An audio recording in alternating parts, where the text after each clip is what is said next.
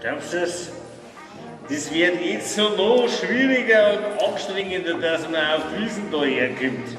Ja, ich meine, mit diesen geschissenen Sicherheitskontrollen und mit diesem... Der Zaun! Der Zaun.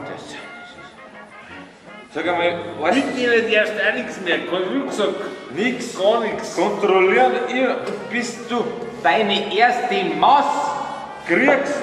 Ein Zeiger und wir haben schon 10. Wir haben schon 10.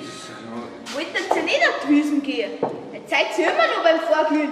Chef, ich will zusammenrennen.